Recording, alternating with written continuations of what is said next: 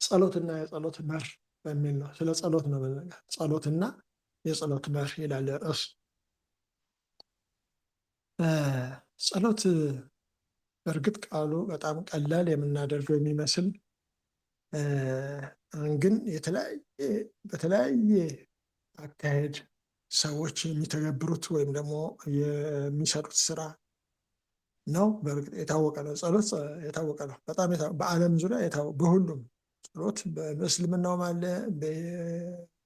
በምንድነው በአይሁዶችም አለ፣ በየትኛውም በኦርቶዶክስም በሉት በፕሮቴስታንትም በሉት በየትኛውም ጸሎት አለ። ጸሎት ነው እና ጸሎት የኛ ጸሎት ግን ምን መልክ አለው፣ ምን ቅርጽ አለው የሚለውን ለማየት መጀመሪያ ጸሎት የሚለውን ሀሳቡን ማወቅ ጥሩ ስለሚሆን ለመግቢያነት ያህል ጸሎት ከአምላክ ጋር ለመግባባት ወይም ደግሞ ለአምላካችን አድናቆት ለመግለጽ ወይም ደግሞ መመሪያ ለመፈለግና ለመቀበል፣ እርዳታ ለመጠየቅ ብሎም ለመቀበል የምንጠቀምበት ወይም ደግሞ እያንዳንዳችን ከእግዚአብሔር ጋር የምንገናኝበት የተግባቦት መሳሪያ ነው ወይም ደግሞ መስመር ነው ጸሎት ሲባል እና ጸሎት የሁለትዮሽ ውይይት ወይም ንግግር ነው እንጂ የአንድ ወገን ተናግሮ ልቡን አስቀምጦ ዝም ብሎ የሚወጣበት ጉዳይ ማነው መስመር ወይም ደግሞ ጉዳይ አይደለም። ጸሎት ሁለትዮሽ ነው። የመናገርና የመስማት መንገድ ነው እንጂ የመናገር ብቻ እንዳልሆነ ይችን ሀሳብ የያዟት እና ጸሎት ከሶስቱ ዋና ዋና የህይወት አዕማዶች ውስጥ አንዱና መሰረታዊ እንደሆነ ያው ስነ መለኮት ሰዎች ይናገሩታል። የእግዚአብሔር ቃልም ጸሎቱ መሰረታዊ እንደሆነ ይናገራል። ማለትም ቃል፣ ጸሎት እና የወንድሞች ህብረት እነዚህ ሶስቱ የህይወት ዋና አዕማዶች ናቸው እና ጸሎት ዋናና መሰረታዊ እንደሆነ ያሳየናል ማለት ነው። ሁለትዮሽ ሲባል ምን ማለት ነው? ሁለትዮሽ ሲባል ምን ማለት ነው? ጥያቄ መጠየቅና መልስ ማግኘት ማለት መናገርና መስማት። ለመጠየቅ ከተናገር ለመስማት ዝም ማለት ይጠበቅብናል ለማለት ነው።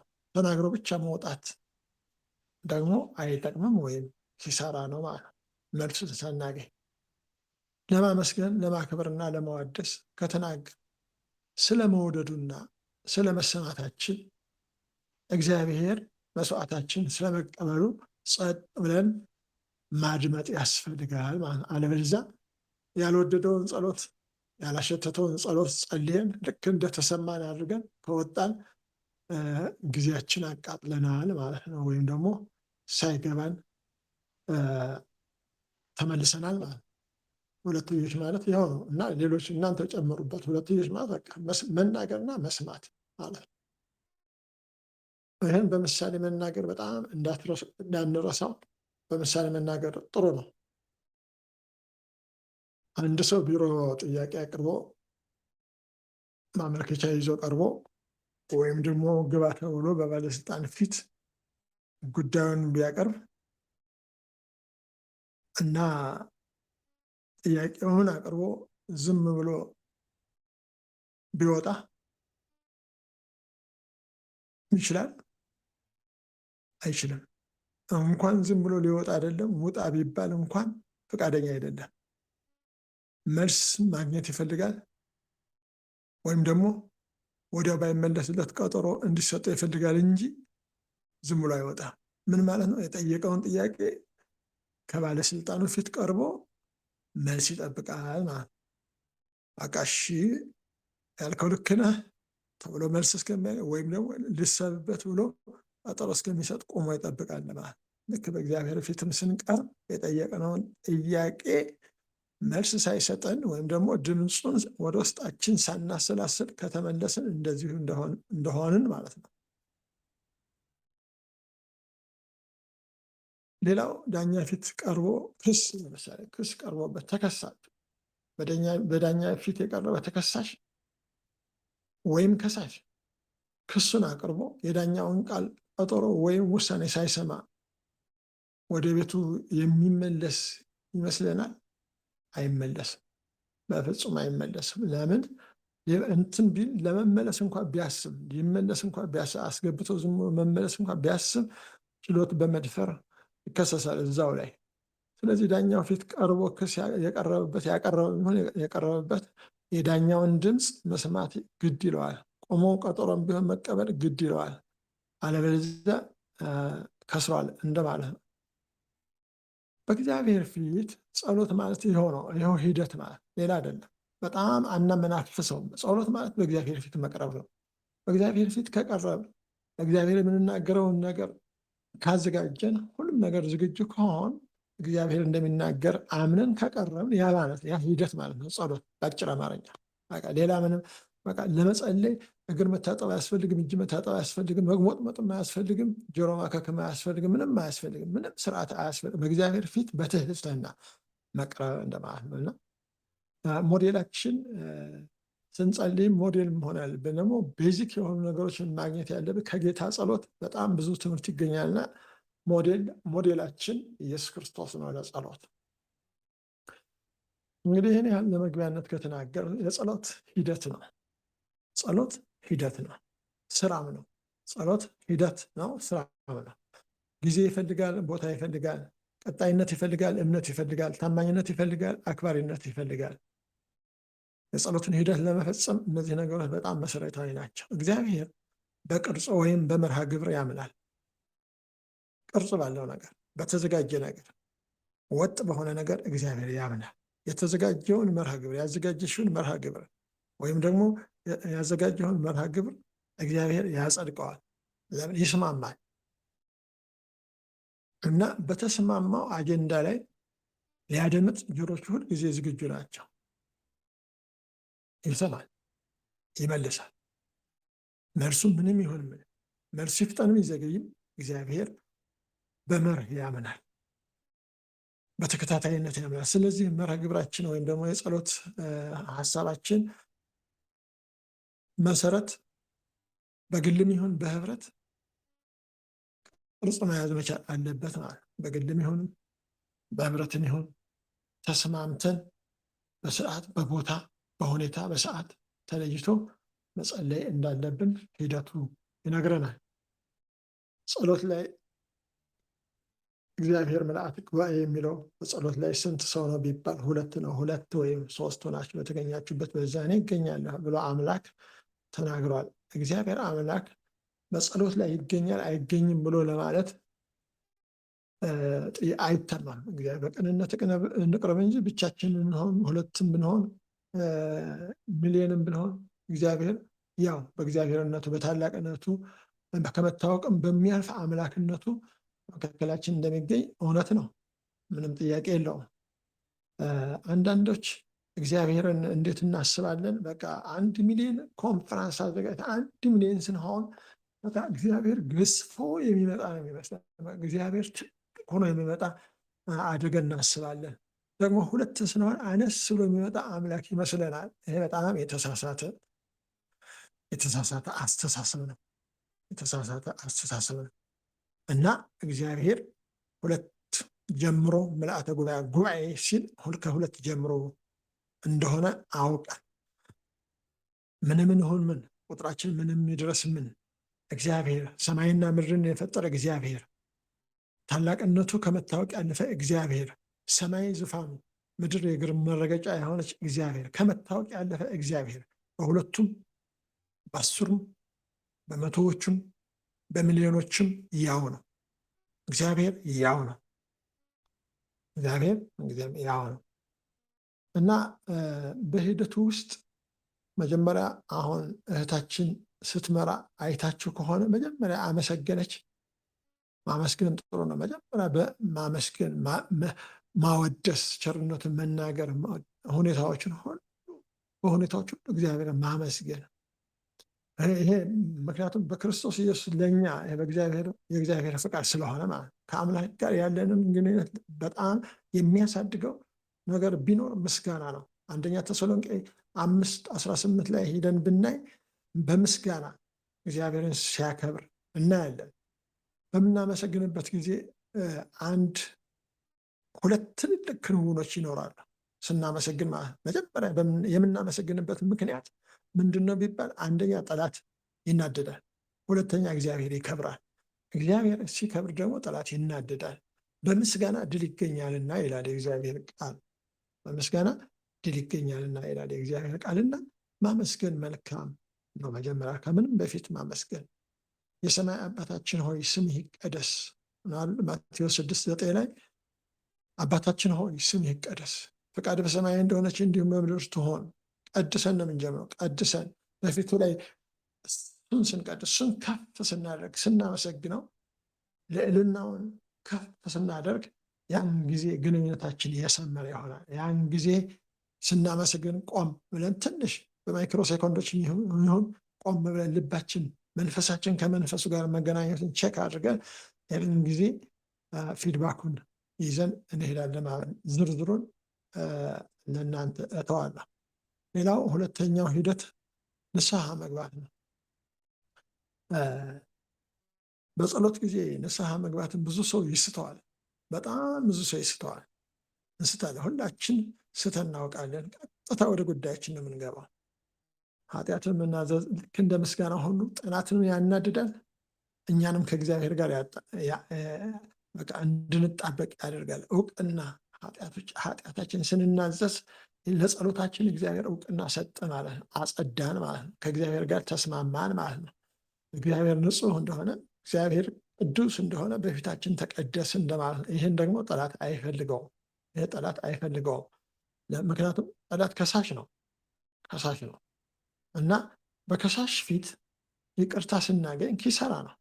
ለምን? አንደኛ ክርስቶስ ኢየሱስ ጠበቃችን እንደሆነ ያያል።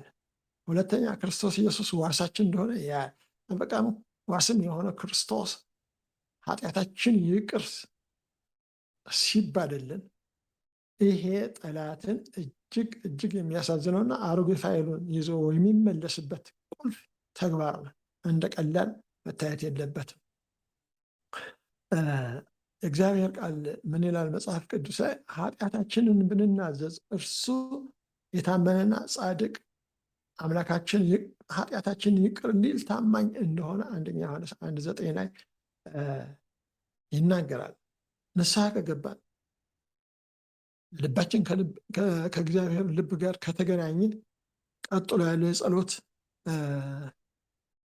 ሂደታችን ወይም ደግሞ የጸሎት ጥያቄያችን የምናቀርበው ሀሳብ ሁሉ ውጤታማ ይሆናል ማለት። ጠላትም ይናደዳል፣ እሱ ይወድቃል፣ እኛም ደግሞ ደስ ብሎን በጠበቃችን በዋሳችን ነፃ ወጥተን እንሄዳለን ማለት። ሌላው ስንጸልይ በእምነት ልንጸልይ ይገባል። ይሄ በዚህ ላይ ብዙ መናገር የሚጠበቅብኝ አይመስለኝም። ምክንያቱም ሁልጊዜ ስንጸልይ በእምነት ነው። ግን ያለ እምነት መጸለይ እንደው ድካም እንደሆነ ማሳሰቢያ ተናግሬ አልፋለሁ። ማቴዎስ 21:22 ብናይ ለዚህ ሪፈረንስ ጥሩ ነው። አራተኛው ጥያቄዎችን በማቅረብ ፍላጎትን በማቅረብ ዙሪያ ነው። ቁልፉም ያለው እዚህ ነው። ምን እንድንጸልይ ምን መጠየቅና መጠየቅ እንደሌለብን አውቀን ጥያቄዎችን ለእግዚአብሔር ማቅረብ መልካም ነው። ፍላጎትን፣ ጭንቀትን እግዚአብሔርን በመተማመን ማቅረብ መጽሐፍ ቅዱሳዊ ነው። ፍላጎትን፣ ጭንቀትን እግዚአብሔርን በመተማመን ማቅረብ መጽሐፍ ቅዱሳዊ ነው። ኢብን ያልተፈለገ ጥያቄም ቢሆን በቅንነት ከሆነ እግዚአብሔር ይሰርዘዋል እንጂ እናንተ ይሄ ያልተገባ ጥያቄ ያቀርባቸዋል ብሎ እግዚአብሔር እናንተን ወይም እኔን አይኮንንም ወይም ደግሞ አይቆጣ እና መጽሐፍ ቅዱስ እንደሚለን አእምሯችን ለእርሱ በማማረክ ወይም ደግሞ ልባችን ለእርሱ አሳልፎ በመስጠት የሚቀርብ ጥያቄ ይሆን እንጂ በአእምሯችን የምንደምረው የምንቀንሰው ነገር አይኑር እንጂ ይህን ፈጽምልን ብለን የምንጠይቀው ሀሳብ ኢንቴንሽን አይኖረን እንጂ ፍላጎታችንን ብቻ እግዚአብሔርን ለመጫን አንሞክር እንጂ መሻታችን እንዲሁ በትህትና መጠየቅ፣ በፍቅር መጠየቅ መንፈሳዊ ነው።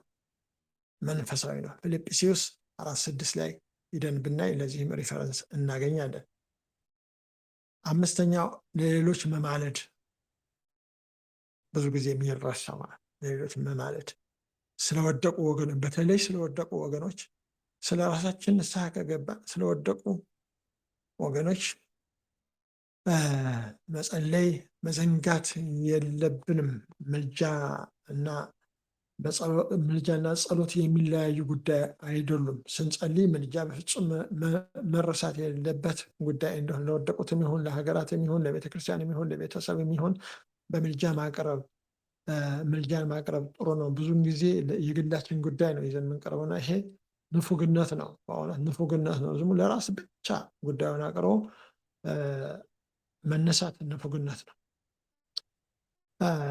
ስድስተኛው ነጥብ ሰዓት ለመቆጠብ ነው። ፈጠን ነው። ስድስተኛው ነጥብ ከእግዚአብሔር ፍቃድ ጋር የተጣጣመ ጸሎት ማድረግ ጥሩ ነው። ፍላጎታችን እግዚአብሔር ፍቃድ ወይም ደግሞ ከእግዚአብሔር ሀሳብ ጋር የሚጣጣም ነው ወይ ብሎ ስክሪን ማድረግ ጥሩ ነው። በዘፈቀደ ባይሆን ጥሩ ነው። ነገሮቻችን መዝግበን ጥርት አድርገን ማቅረብ ጥሩ ነው። ስንጠይቅ ደግሞ ኢንቴንሽናል ሳይሆን የእውነት ከልባችን በትህትና ማድረግ ጥሩ ነው። ምን ብሏል? የእግዚአብሔር ፍቃድ መሆን እንዳለበት ወይም ደግሞ የእግዚአብሔር ፍቃድ ቢሆን ጥሩ እንደሆነ ራሱ ጌታ ኢየሱስ ክርስቶስ ማቴዎስ 26:39 ላይ ምን ብሏል? ኤሎሄ ኤሎሄ ብሎ በሚጸልይበት ጊዜ ምንድን ነው ያለ? እኔ እንደምወድ ብቻ ሳይሆን የአንተ ፍቃድ ይሁን ብሎ እንዳለ ማቴዎስ 26:39 ላይ ሂደን ብናይ ይናገራል። ለምን ተውከኛ? እች ጽዋ ከእኔ ትለፍ። ተራራው ማነው ሲጸልይም ከመያዙ በፊት ሲጸልይ ይህች ጽዋ ከእኔ ትለፍ ብሎ የደም ላብ እስከሚያልበው ሲጸልይ በጠይቀ ጊዜ ይህን ብልም ፍቃድህ ይሁን ብሎ ሲል እናያለንና እግዚአብሔር ፍቃድ ጋር የተገናኘ ጸሎት እንዲሆን በጣም ይጠበቅብናል። እኛ ወይም እናንተ፣ አንተ ወይም እኔ፣ አንቺ ወይም አንተ በራሳችን እንደምናደርግ አናድርግ። ጸሎት በፍጹም እዚህ ላይ ነው ትንሽ መናገር የምፈልገው።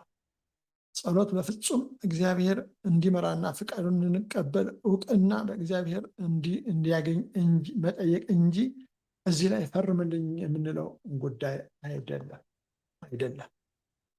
እዚህ ላይ ትንሽ መቆየት እፈልጋለሁ። የእግዚአብሔር ሀሳቡን መስማት ነው። ጸሎት ማለት እግዚአብሔር ሀሳብ አሁን ቅድም እንዳልነው ሁለትዮሽ ነው። አንዳንድ ጊዜ በቃ የምንናገረውን ነገር አንድ ሰዓት ብንበረከክ አንድ ሰዓት በቃ ጥያቄ ተቶቶቶቶቶ ብለን በቃ የምንፈልገውን ደረደር ነው። በዓለም ዞር በቃ ያን ሁሉ ዞር ተናገር ያሻውን በልሳንም በምንም ብለን በቃ የሆነውን ተናገር ጨረስን። በኢየሱስ ስም ብለን ተነስተን ወደ ቤታችን እንሄዳለን። ዛሬ የነበረን ጸሎት ዛሬ ጌታ መንፈስ ቅዱስ ጎበኘኝ እንላለን። በጣም ሞቅ ይለናል። ልባችንን ስላፈሰስን እግዚአብሔር ፊት ስላፈሰስን ደስ ነው የሚለን። በቃ ደስ ብሎ ነው የምንወጣው። ጥሩ ነው። እንደዛ መጸለይ ጥሩ ነው። ግን መጨረሻ አካባቢ እንዳልነው ሁለትዮሽ ነው። ሁለትዮሽ ስለሆነ ጸጥ ብሎ ማድመጥ ጥሩ ነው። ጸጥ ብሎ ማድመጥ። ጸሎትህ ተሰምቶልሃል ወይም ደግሞ ውስጣችን በሚሰማን መንፈስ ቅዱስ በሚመሰክርን ምስክርነት ያንን ስናረጋገጥ እንደገና ውስጣችን ወደ ላይ ፊድባክ ሲሰጥ ማለት እግዚአብሔር ድምፁን ሲሰጥ ፊድባክ የስ ፊድባክ ምን ማለት ነው? ዳኛ ለሰኔ 28 ተመልሰህ ና ካለ እሱ ጌታዬ ብለህ ትወጣ። ደስ ብሎ ቀርቦልኛል ትላለህ። በቃ 3 ቀን በኋላ ነው በጣም አሁን ነው በዚህ ወር ነው ያልቀልኝ ብለህ ነው ደስ ብሎ ነው የምትወጣው።